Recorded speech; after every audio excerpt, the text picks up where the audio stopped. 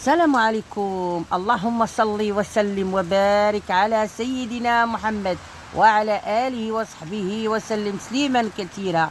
من السراييفو البوسنة والهرسك أوروبا الشرقية الأمطار تتساقط. الساعة عندنا خوتي هذه دابا 6:30، هذه المغرب قريب. إوا قلت نصور مع الحباب ديالنا هاد الشتيوة هادي. يا من رويت الأرض مطرا يروي قلوبنا فرحة وسعادة.